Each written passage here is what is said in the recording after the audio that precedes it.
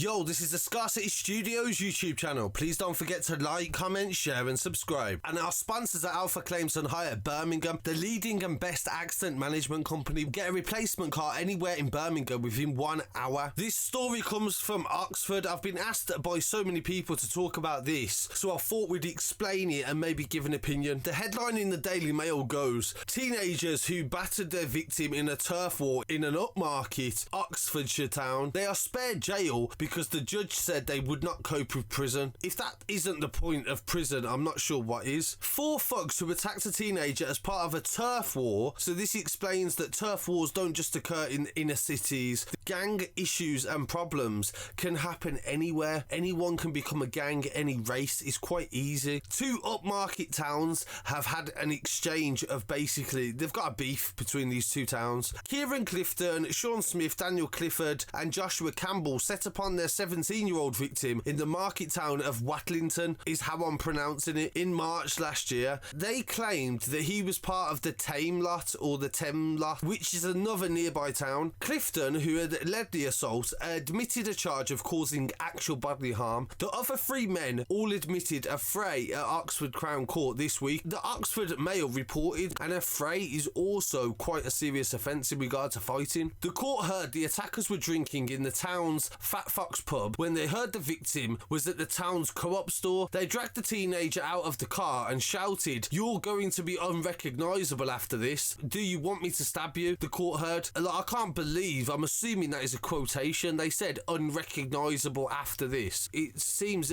comical, but it isn't comical. This is actually quite serious. Clifton, who was 19, believed his 4-year relationship had broken up because of the victim that he was attacking. He screamed, "Get out of the effing car, I'm going to smash your head in," as he rushed towards the vehicle, the court heard. Clifton then dragged the victim out of the car before the other 3 poled in. The trio insisted they only shouted at the victim while Clifton meted out the violence. So his friends have already sort of dubbed his mate in it and automatically said that they didn't do anything, he did it. So that was quite simple. Jane Brady, Clifton's lawyer, pleaded for leniency at the sentence hearing today, saying it's fair to say he was absolutely terrified of going inside. His mother had concerns about her son's ability to adapt in such an environment. And I'm sorry, but there's kids in the inner cities being sent to jail every single day for sometimes not even very serious offences. So to say that they shouldn't get an exemption due to the fact that they wouldn't cope well, to me is not really an excuse. The lawyer of Sean Smith, who was previously hooked on cannabis and cocaine, and he abstained for 2 weeks. A defence solicitor for Campbell, who attacked 2 police officers on the same night, claimed he feels rehabilitated already. So let me get this straight. One of them actually committed 2 other crimes the same night. He beat up 2 officers, assaulting people in the street due to turf wars. They're beating up police officers, and then after their drinkers wore off and their drugs, now they feel rehabilitated. I'm sure there's many people in the city that would have said that and they still get sent to prison. So I'm not quite sure how these guys managed to get away with that to the degree they have. The judge said a 12-month suspended sentence and 160 hours unpaid work was their punishment, and one of them received a curfew. For this turf war, this gang war, these 2 groups that represented their code have now got basically grounded. They got grounded for it. So they viciously assaulted somebody causing ABH. They assaulted 2 police officers and they got grounded. And then they wonder why people say